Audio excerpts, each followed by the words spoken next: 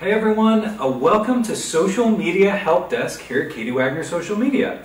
I'm Stephen Wagner. I'm going to be your host today. I'm joined today by Melissa, who's one of our content editors here, and Daniel, who's one of our website designers. So we've got a lot of great things to talk about today. We're going to be talking about how to produce professionally, take some time off for that. Daniel's graciously agreed to sing the national anthem for us today. Yes, I've been warming up my voice. Okay. Maybe later.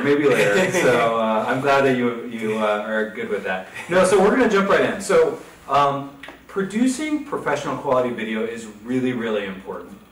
As smartphones get better, as the quality of content gets more and more important for social media, it's important that you know how to create good content. Unfortunately, professional video equipment can be very expensive very quickly. And so Melissa's going to share with us about how we can do it with your smartphone, because everyone's got a smartphone. So Melissa, what do you think? So I think it's very possible to produce a professional video with a smartphone. I highlighted 4 tips. Is study rock and all video long, which basically means just to keep like have a stabilizer on hand or maybe a tripod, something to keep it steady, because even if you're trying to hold a phone, no matter what, you're going to see the little bit of shakiness behind it. So a popular gimbal called DJI is like well known for a lot of people. I've used it before, and there's like little controls on the tripod or the gimbal itself where you can control it to move left and right. And that's just to keep it stable. Right, yeah. So just anything to take out the shakiness is always key. Another thing which should be pretty well known is let there be light. You need good lighting. I mean, you need it for your selfies, so you're going to need it for your videos, absolutely. And to keep your lens really clean. So, I mean, with your phone, like you're always carrying it around, it's in your pocket, it's in your purse, and it's like floating around somewhere, so it's bound to get dirty. Yes. I always use my my sunglass cloth. It has the microfiber. Yeah, microfiber material, so it keeps it clean. It's not a lot of work. You just get a little dab right there. So that's another tip. And know your smartphone. Okay. So with all the different kinds of smartphones that are available now, you got to know what's available in there. Does it shoot in 4K? Is it not very good? Like, do you have to put in a little bit more tricks into it, or no, that's all good. I mean, I think you really can create high quality, professional video with a smartphone as long as you know what you're doing with it, right? Have you guys ever used like one of those like attached lenses to like a smartphone, or seen those before? The fisheye lens? Those are pretty cool. Fisheye. I remember when the fisheyes first came out, everybody was all about it. All my friends would be like, oh my gosh, who has a fisheye clip on? So those are fun. Yeah, if you guys don't know, there are attachments you can get for your smartphones to improve or do a different type of lens essentially on your phone, so you're not just stuck with the regular lens. And same with audio too, right? Because sometimes just having the iPhone speaker or whatever, if like we're 10 feet away, it cannot pick up the audio as good. So you can pick up some different like directional microphones and stuff. I've seen some pretty elaborate setups. I think actually when we were in Vegas that one time they had like a whole iPad with like a lens on it and a microphone on a tripod, and it was like a news outlet that was doing this and was like broadcasting it live on their Facebook page for like this like red carpet event, right? And so you can definitely do it. You don't need to spend $4,000 as much as Andrew, our videographer, would probably disagree with us. You don't need to spend thousands and thousands of dollars. You can get some pretty good quality video on your smartphone. And also think about it like the delivery platform, right? It's a smartphone. Typically, that's what people are watching it on. So it's not a huge screen. It's not like you need it on a 60-inch, TV, right? It's a relatively small screen, so pretty good, right? I traveled to Yosemite last weekend, and I was taking pictures, and I was wondering why the photos weren't looking as good as they were around. And so I started messing around with the settings, and even like going to like vivid settings, and I was just messing around, and I was actually kind of tweaking it to get a really good photo. Yeah. And so I kind of want to take some classes just to see what all the different settings. I didn't realize how many settings there were for my camera on my phone. Yeah. And they make a big difference. Yeah, absolutely, absolutely. Well, thank you, Melissa. That was super helpful, and hopefully you guys, if you guys have any questions, obviously let us know. I'm happy to help, and our videographer also knows quite a bit about all this, and so we've got the technical expertise there to be able to help your guys' video come out as good as possible. So let's transition to SEO a little bit, right? Yes. Because let's say you shoot a video and you create a blog, things like that. You want the most amount of people to be able to see it, though, right? Yeah, you do. And you got to optimize your blog posts for that. So tell us a little bit more about that. Well, there are lots of blogs out there, and Yes. they don't have anyone on a computer searching to see which blogs are meant for the right people. So they have crawlers that crawl the website. Basically, this huge freeway that's just going, and they help direct you in the right direction when you look it up. So there's ways we could better help search engines direct the viewer into the right way, and to help you kind of boost up your search engine optimization. So you always want to keep a high credibility. Always good content is very important. The more people that come to it, obviously the higher it will go, but also adding credible links to your blog. That shows Google that you're credible, and it helps with your ranking. Also visuals, it doesn't only help break up the text on your blog page, but it also helps with adding information that helps Google know what your blog is more about. The alt tags help. Also, when people kind of skim websites, they could see the alt tag, which kind of helps them understand more what the blog is, to see if it's something they're more interested in. If it's just a bunch of text and they don't know if they want to read it or not, they might just skip it. But if they see the alt text and they realize, oh, this is something I'm more interested in, they'll spend more time reading it. So explain what, for people that don't know, because an alt tag isn't like something super common, right, that most people know about. So maybe you can explain what an alt tag is. An alt tag is basically a description of the image. It is listed under, so you could see the image, and then also sometimes when the image isn't loading, it'll post it over that. So it helps Google know what the image is, because it can't really see the image, so it also reads the image. Yeah, absolutely. Cool. Yeah, and then so also the subheads is another way Google reads, helps understands what the blog is about. So having a good subhead really helps with the search engine optimization for it. And it's also another great way for people to skim to see where they want to land on the blog and make sure that is a blog they want to spend time on. Also, the more time people spend on your blog, the higher the search engine optimization is. So you want people staying on. You don't want them going on your blog and kind of seeing too much text and then just them leaving right away, because that will kind of knock you down a couple points. Right, because the subheading will break up the content. It'll break up the content. It will make it easier for people to read and go through and end up spending more time on it. Cool. And also, don't ignore keywords. Keywords are very important. That's another way Google or other search engines help people find what they're looking for blog-wise. So use like Google keywords to help with your blog. Right. Yeah, the keyword planner, right, from Keyword Google planner, is really a valuable tool, right? And you want to do some keyword research before you start writing your blog to figure out what are people searching for, right? Because if someone could, I could come up with 20 keywords off the top of my head. I have no idea if anyone's searching for them or not. Exactly. And a lot of times people think, this must be a really popular one. You go in there and you look at it, and there's actually very few people actually searching for it. So using something like the Google Keyword Planner or some SEO software like Moz or something like that, those are great tools to be able to actually develop those keywords and then to actually implement them into your blog, right? Yeah, it's a great way. Yeah, absolutely, because that's, obviously you don't want to keyword stuff, right? We're still trying to write blogs for people, not for search engines, right? Yeah, you still want the content to be good, so you got to make it make sense. You can't just stuff them in there and not read well. So a good tip is to just write your blog as you would typically write it, and then like go back and as you're editing it, see where the keywords fit in, and then from there you can, rather than just putting like keyword. Yeah, right? Yeah. No, absolutely. Those are great tips. Thank you very much Mhm. for that. So let's move on, because there's been some really exciting stuff in the news that's happening with Facebook and Instagram and YouTube. And so one of the first things is that Instagram has launched IGTV, right? Yay, right? Pretty fun, right? So IGTV, if you guys don't know, is a platform that allows content creators to distribute video longer than 1 minute long. So the whole point of it is long format video, right?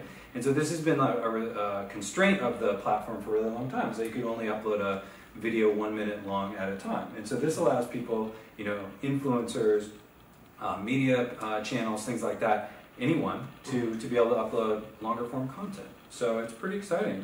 What do you guys think about it? Have you watched some on there? I have. Yeah. I like it. I don't see myself using it though. Okay. I see a lot of celebrities and influencers using it, Got but it. I can't see myself using You're it. not going to upload a 10-minute video of your afternoon? No. That's right. It's like a 10-minute lunch video. Wow, this salad is great, and now I'm halfway I would done. leave my phone like out here. We'd be recording this entire thing. Yeah. Yeah, and it's great. I like it because Instagram already knows what my interests are, so I can see those videos that I would probably not see otherwise on the Instagram TV, because it's not long enough to be on TV, but it's not short enough for the minute clip on pages. So going on there's a lot of interesting content. Yeah. Yeah. It'll be interesting to see how that affects YouTubers, people who do Yes. YouTube Yeah. content, Mhm. because now they're going to have the ability to not just upload to YouTube, but also to Instagram and create content just for Instagram as well. So it'll be interesting to see how some of those people utilize IGTV. Yeah. I feel like for it's their own more stuff. accessibility, it's Yeah. easier to access it because I'm already on Instagram all day anyways. Right. So I just click that page and all that's already there instead of having to go to YouTube and then have the recommended pages come up. So Yeah. Well, and a couple weeks ago, we were talking about these new statistics about users, right? mhm. And they were saying that the young users, the 13 to 18, most of them were using YouTube as their primary social media channel, Mhm. right? And then Instagram was kind of the next stage up, and then Snapchat, and then Facebook is kind of getting to the older age group. So I'm wondering if Instagram is trying to compete with YouTube. I think so. You Yeah. think so? For sure. Yeah. Yeah. Everybody, the first headlines I came are like, oh, the new YouTube. Yeah. Yeah. So. Yeah, it's cool. Now, the interesting thing about it, right, is that it's vertical content Mhm. as opposed to horizontal content. And so that is very different. So Oh, you yeah. couldn't just take a video that you posted to YouTube and just upload it to Instagram. You'd actually have to reformat it or shoot it in a different layout, Yeah. Yeah. right? Which is a huge change in my Mhm. opinion. I love it though. You love it? Yeah. Well, Yeah. I always keep my phone locked Mm-hmm. so that it doesn't rotate Mhm. when I move my phone around. Yeah. So I find it really annoying if I'm watching a video and I forget it's unlocked, and Mhm. I'm like, okay, let me unlock it again, and then rotate it, and then it annoys me again because I forget that I unrotated. Got And it. it's easier to watch with one hand. Yeah. If you have to flip it horizontal, you have to use two hands. So Yeah. Yeah. All right. Well, so there you go. So IGTV, if you haven't seen it yet, it's a new feature in the app, and you can watch it there. And there's a lot of it's really fascinating. It's a really big new feature for Instagram, so it'll be interesting to see how that rolls out. It'll also be interesting to see how brands and companies start using it, right? Because it is a new way to engage with your audience. And so when you're thinking about that, any kind of longer form content, right? We want to make sure that it's engaging, right? We joke about, filming our lunch, like that would be very boring, right? And so you want to have something that's going to be engaging and something that people will want to see on Instagram, right? So think about that. We're watching it, we're monitoring it, we're seeing how it's going, we're testing it out, and so we'll see how it goes.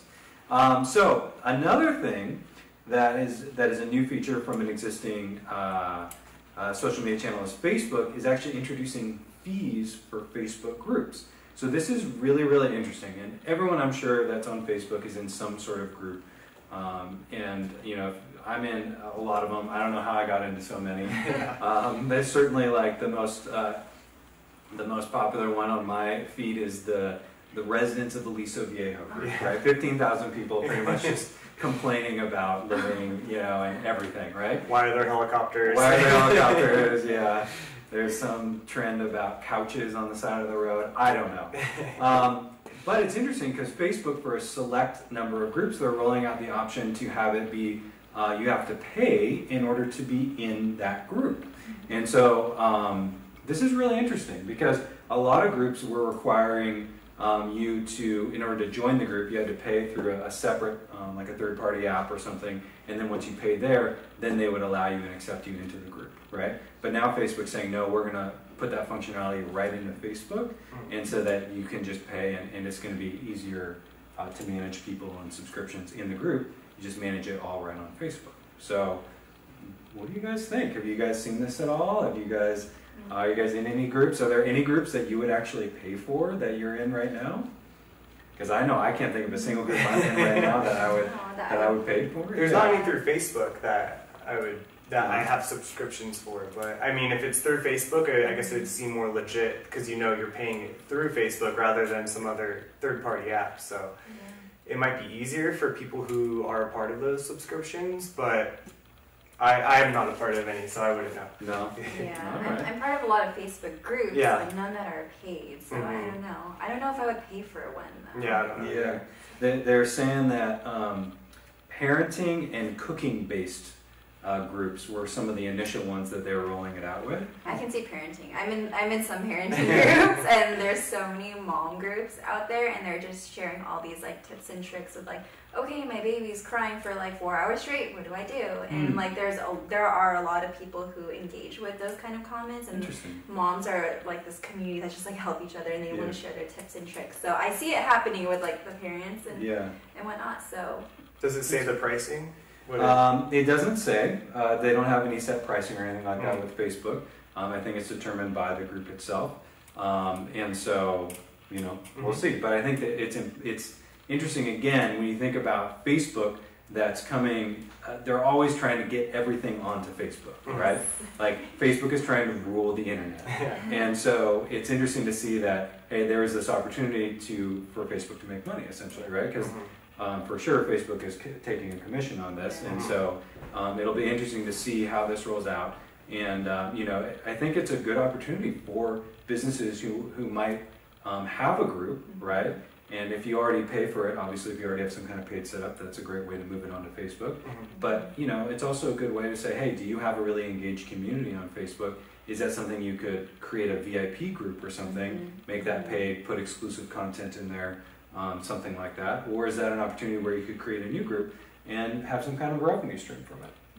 Definitely streamlines the process. Yeah, it certainly makes it easier, so you don't have to like charge the person here and then accept now and all that kind of stuff. It's just all built right in. Yeah. So anyways, another thing that we are really like watching and sort of seeing how it's going to go. So on the cutting edge. And so the third thing, we're just talking about Instagram video. So YouTube, right? They're coming out with their own subscription for channels as well. Okay, so this is super interesting. So right now they're doing a $4.99. So it's a set price right now. They don't have any other price ranges. So it's $4.99 for someone to subscribe to certain channels. You can set it up. You can give them exclusive access to certain kinds of content, things like that. So a lot of YouTubers who the content creators on YouTube.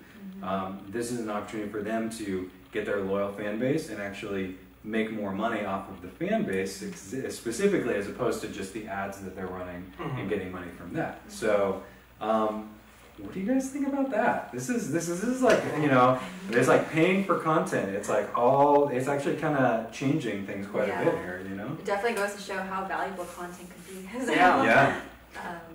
And I feel like it's cutting the cable bill.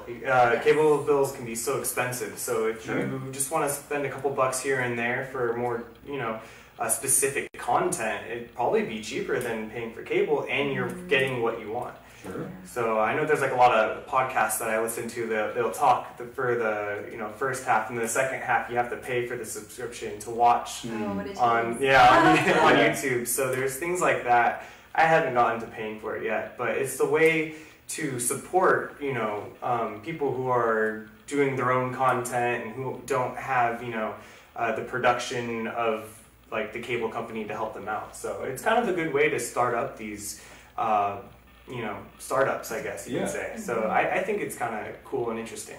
Yeah. Well, and, it is good. So right now, you have to have 100,000 subscribers, right, in order to be able to pay, of course, right? So unfortunately, I think we're all out. Yeah. But I see this as a huge opportunity for those YouTube creators, right? Because if you think about some of those famous people, especially, they have like really, really strong fan base that will definitely pay. And I see it as like a, okay, the main channel is probably still free, but then they have that exclusive content that's like, paid to get that, or like behind the scenes stuff like that. They're also doing something about merchandising through Teespring, so you can do like automatic like merchandising through YouTube for your channel. So again, you can sell directly on YouTube these different pieces of merchandise that you have. And they said they're going to be rolling out different tiers between $1 and $20, and they're going to be testing it out based on what it is. So, it's interesting. It's a whole new world we've got here, right? It used to be that everything on the internet was free, but as we're seeing, things are not being free anymore, right? And people are having to pay for it. And, I think there's going to be some pushback, but at the end of the day, like you said, if people really want the content, then I think they're going to pay for it. Yeah. Right? I mean, that's just how it's going to be. Yeah. And they're supporting other artists and, of course, everything like that. So then that helps them build up their own production. And so it could be good. Well, and to your point, think about cable. You pay for whatever 100 channels, and you pay your X number of dollars per month, and you don't watch like 79 of those channels, right? You pick like one pretty much if you watch most of the time, or maybe 5 or whatever it is, and you don't care about the rest, but the rest are still making money off of you, right?